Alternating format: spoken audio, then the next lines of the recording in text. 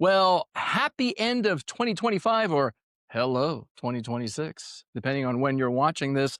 I'm Israel Balderas, and this is What Up 1A, where the top story is always the First Amendment.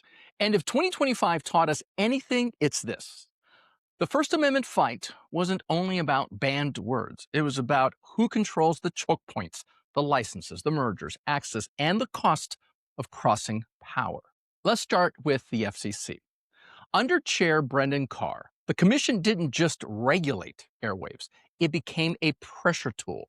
The clearest example, the FCC's revived news distortion scrutiny of CBS, tied to the 60 Minutes interview with then presidential candidate Kamala Harris. It was an investigation that critics said looked less like neutral oversight and more like political intimidation. Now, connect the dots. Paramount needed FCC approval for the Skydance deal. The FCC approved the merger with headline-grabbing commitments like an ombudsman and viewpoint diversity language, moves that raised alarms about editorial independence. And right in the middle of that, Paramount settled Trump's defamation case, widely seen as thin, fueling the perception that legal capitulation and regulatory clearance were becoming part of the same transaction.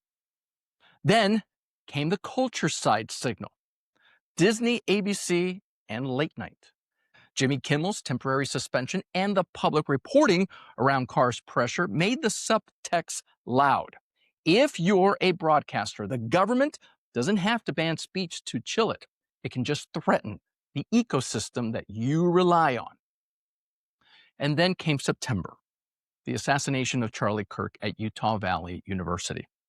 That moment blew up the comfortable categories: speech versus safety, protest versus incitement, heated rhetoric versus real world violence.